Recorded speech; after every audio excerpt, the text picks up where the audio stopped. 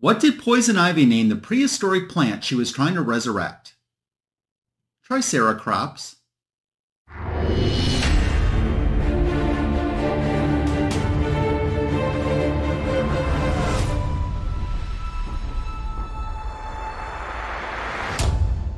Thanks for stopping by Comic Book Editions Volume 183. Recently I had the chance to hang out with my friend Brian, and in today's video I'm going to share with you some of my pickups from that day. I'm glad that you're here. If you're new to my channel and haven't subscribed yet, I hope you take this opportunity to do so. It's a great way to show support to the channel. Help the algorithm out by giving this video a thumbs up, a like, a heart, or share the channel and the video with someone else that you think might enjoy it. I certainly do appreciate it as I try to reach the 1K. 1,000 subscribers is the goal, and I appreciate your help. And thank you to everyone who's been longtime subscribers and watchers on my channel. I always say, and I mean, couldn't do it without you, nor would I want to. You've heard me talk about my friend Brian before. He has a twin brother named Michael. I actually became friends with his twin brother first before I got to know Brian, and they're both comic book collectors. One gears a little bit more towards DC and one gears a little bit more towards Marvel.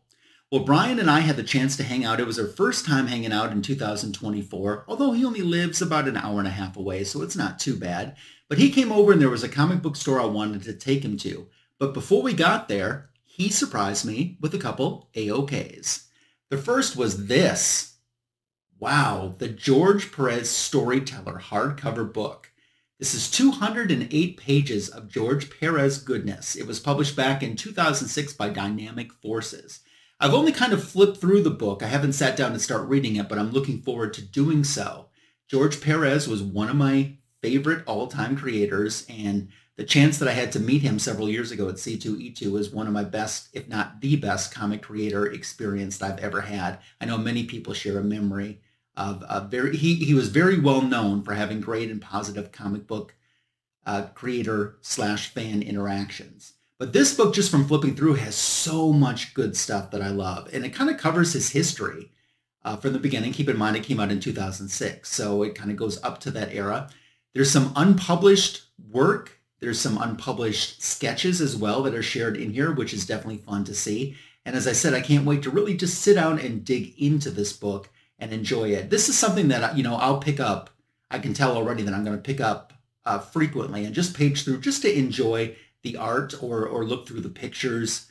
So this is great. It covers his early story, his early life story, his work breaking through into Marvel Comics, and of course, DC Comics. It has sections devoted to some of the titles that he's so heavily associated with, like Avengers, Crisis on Infinite Earths, New Teen Titans, and Wonder Woman, among others.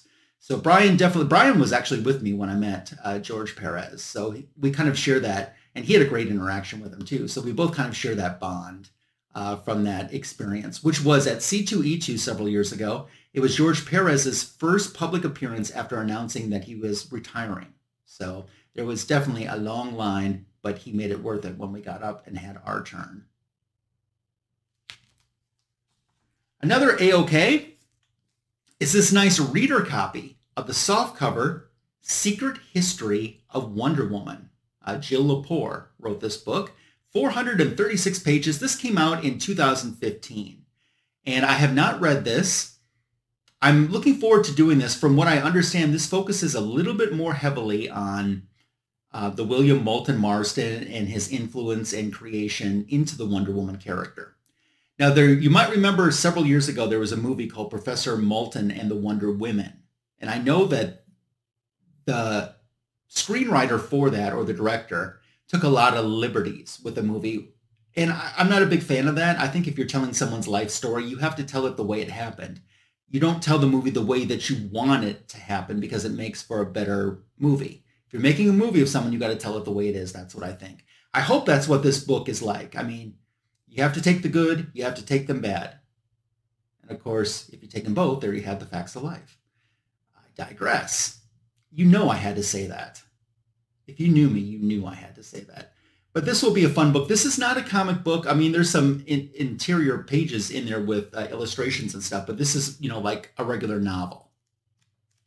So I'm looking forward to digging into this sometime in the future. And Brian, I thank you for thinking of me and wanting to AOK these two things. I could definitely tell that you had me in mind when you were selecting these items. So you surprised me with both, and I appreciate you so much and your friendship. So I wanted to take Brian to a comic book store not too far from where I live that he had never had the chance to go to. So I'd been there once before, and I had shared that in a previous comic book edition video, my pickups from that day. But I knew that there would be this store just has a lot of great stuff. When I walked in, this is one of the first things I saw and found. I don't know if they got this in since the last time I had been there, because I can't imagine the last time, if I had seen it the last time I was there, that I would have left it there. It's definitely in a little bit lower grade, but I'm good with it because the price was so fair. This is the softcover version of Secret Origins of the DC Superheroes, originally published in 1975 as a hardcover. Then there was a softcover reprint of this as well. I had seen advertisements for this in comic books back in the Bronze Age for a long time. I don't ever really remember seeing a copy of it in a store. I really don't remember that. Of course, I would have been way too young to probably recognize that if I did. It has this beautiful Neal Adams cover, which I was very familiar with thanks to the internet of its existence. As for content, there's a lot of great stuff. So it covers different Secret Origins, sometimes Golden Age and like Silver Age update origins. But there's Superman's origin, reprinting portions of Action Comics #1. It also has a Superman Metropolis 72 or 73 reprint in there. For Batman, Detective Comics 33 with his origin, and then Batman Comics #47. Flash issue #1 and Showcase issue #4 covered the Flash's origin. Of course, that would be Jake Eric and Barry Allen. We have Wonder Woman #1, and then Wonder Woman #206, which kind of had a Nubia storyline when they were kind of doing a soft reboot on her origin. For Green Lantern, there's All-American Comics #16 and Showcase Comics #22, I believe it is. Let's see, Green Arrow has More Fun Comics #89 reprinted in here. And then Adventure Comics #296. There's Hawkman with his first appearance, or excuse me, his origin appearance in Flash Comics #1 as well. And then The Brave and the Bold Silver Age that they did was that issue. What issue was that? I got notes, 34, I think. Adam, All-American Comics 19 and Showcase #34. And then you also have Plastic Man's origin from Police Comics #1. And then Shazam's origin for Wiz Comics #1. So here's what the back cover looks like. I kept it out of the protective bag and board just to be able to show you what the back cover looks like as well. First and foremost, though, this entire thing is worth it for this beautiful Neal Adams cover. And all the reprint stories are done in color, which is really nice too. Something I always wanted, not something I would say I was actively out looking for, but when I saw the opportunity, I knew I needed to take it. And Brian told me, he says, if you don't buy that, I'm buying it. And I knew you would have too. So quite happy with this purchase. Even though it is a little bit in lower grade, it definitely was worth it for the price. A beautiful display piece too.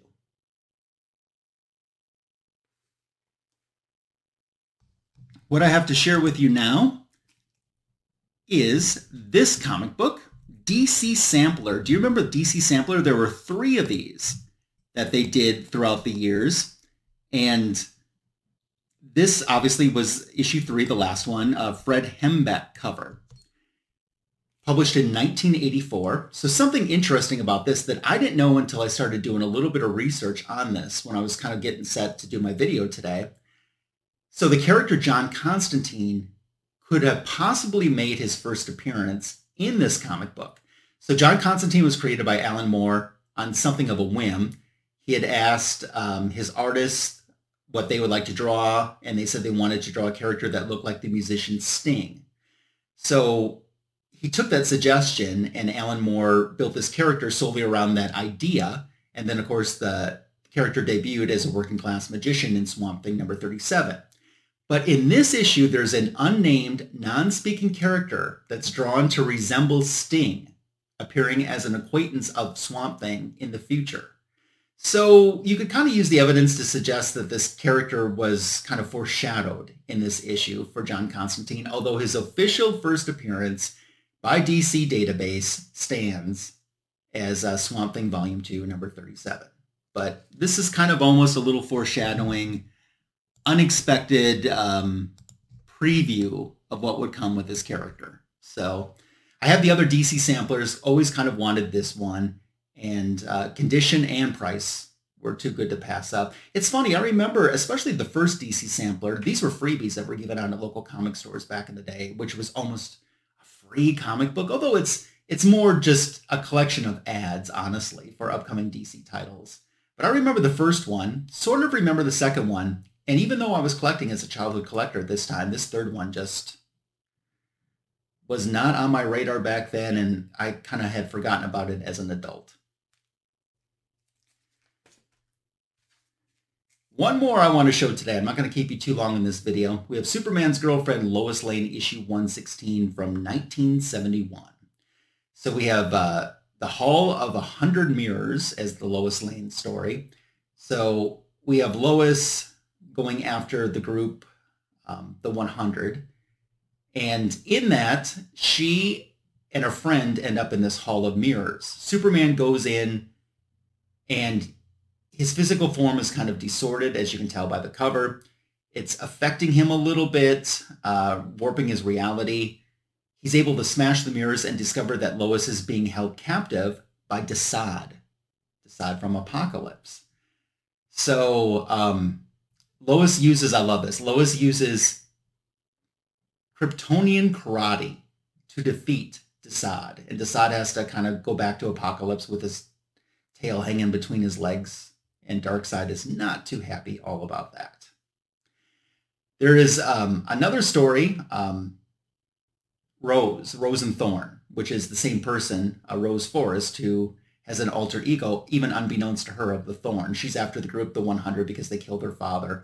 In this story, she's battling Poison Ivy, and I think Rose and Thorn versus Poison Ivy is such a great idea. I wish this story had been a two-parter, because they don't interact a whole lot together. There's also like the foreshadowing of the internet in the story too, with this computer that kind of predicts the way that the villains in Poison Ivy would be able to defeat Thorn. So a little foreshadowing of that. Then there's this Buck Wild story, Dr. Pat. I've never heard of Dr. Pat. It's a reprint from Sensation Comics number 94, which is a classic like Steve Trevor Wonder Woman romance comic book cover, published back in 1949. But this Dr. Pat story is very sexist. And I was thinking about this, I'm like, how can they write? I mean, I know it was a completely different time back then.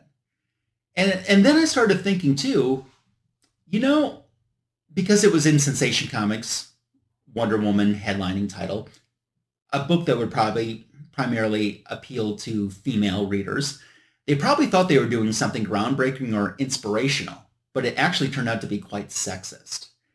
Usually these reprints leave me a little bit cold, but I actually found the story to be interesting in a sense. I guess that there's parts of it that are so bad that it was interesting. And Silver-Haired Bronze Age Babe, if you are watching this, I know you have this comic book in your collection.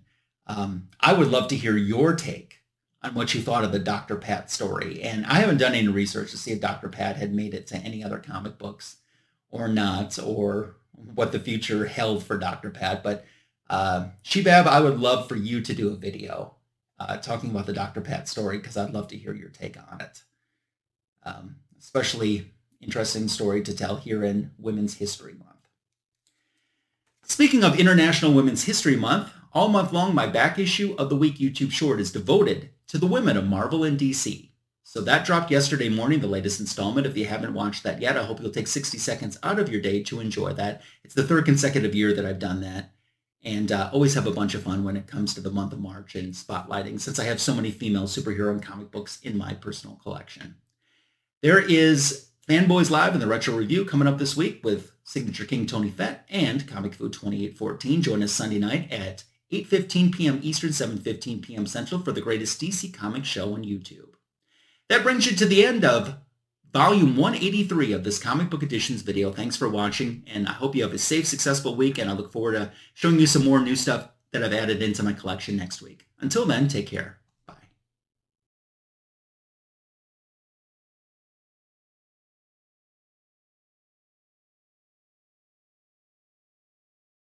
appreciated, and share the channel and the video with someone else that you think